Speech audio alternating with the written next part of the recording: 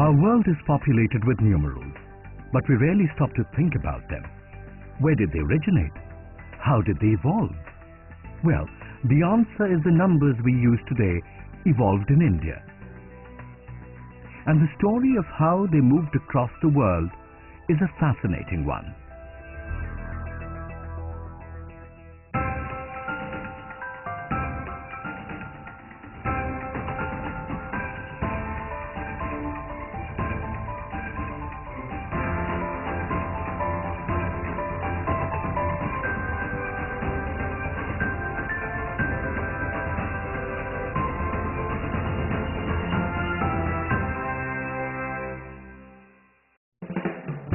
Welcome to this episode of the Maths Factor, where we are going to explore the intricacies of our number system. We will become world travelers to see how numbers have evolved in different systems. We are also going to show you how both animals and babies can understand numbers intuitively. So gear up as we kickstart our journey right away.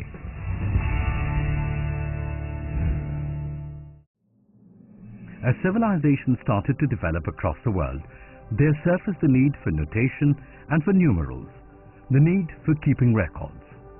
Before we start tracking these developments, let's see if you know the difference between numbers and numerals. Well, it's quite simple. The number is the idea. The numeral is the notation.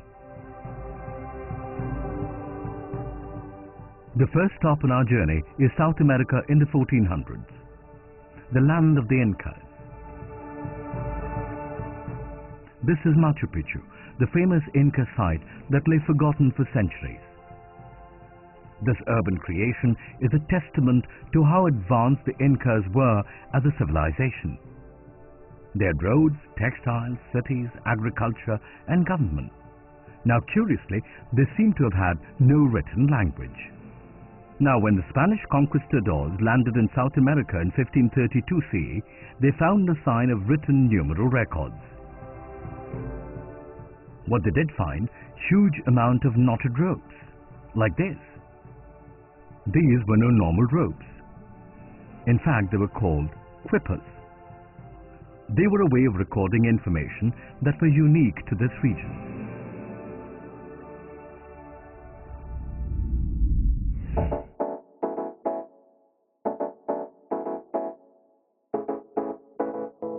Shall we try our hand at making a quipper? Mrinal here is an eccentric lawyer who is going to try and categorize the books in a library using a quipper. She needs to separate her journals, case books and fiction.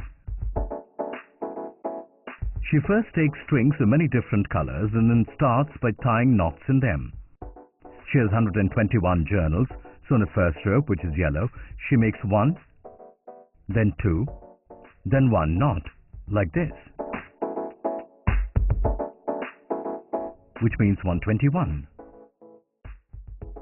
She uses a red string to show she has 31 case books, and an orange string to note she has 12 fiction books. And the last strand, which is green, is used to tally them all up, 264. Mrinal has made a quipper that effectively categorizes her library. Real quippers were much more complex than this.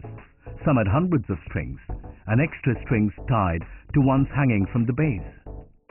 It is important to remember that the quipper is not a calculating device. It is just a way to store numbers. There were even special people who were in charge of deciphering the quipper, called Kipukamayoks, or keeper of the quipper. Okay, from South America we move to ancient Egypt and Babylon. First to Egypt, all the way back in 3000 BC. When we look at the pyramids and the temples constructed at that time, it is clear that a degree of mathematical sophistication was needed to build these.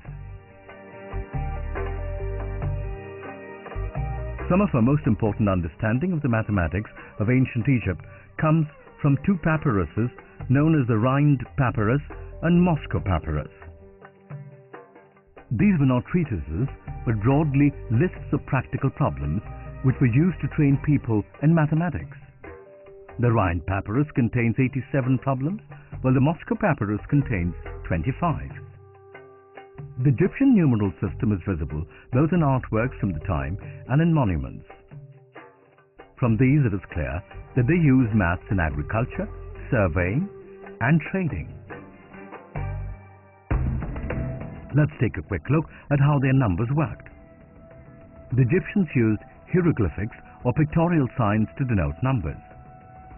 They had a special system for every power of 10, which looked a bit like this. This is 1, 10, 100, 1000, 10,000, 100,000, 1 million.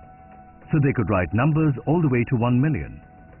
They used to use repetition to write a number. So 4,622 would look like this.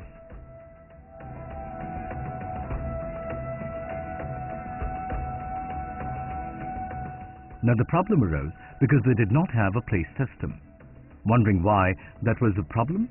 Well, writing 1 million was simple, but writing 99,999 required 45 symbols.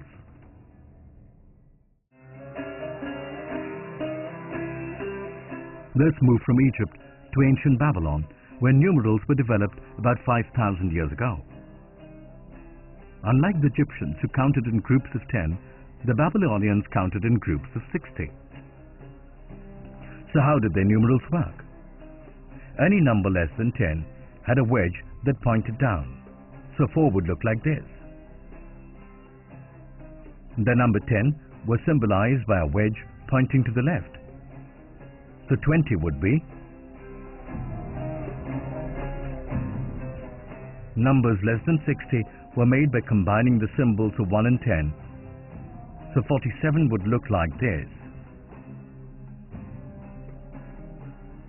And from 60, they would start all over again. So this is what 64 would be like. So they didn't have a symbol for 0, but they did use the idea of 0. When they wanted to express 0, they just left a blank space in the number they were writing. So if it is 60, there would be a single wedge mark and a dash. When they wrote 120, they would put 2 wedge marks and a little dash in the second place.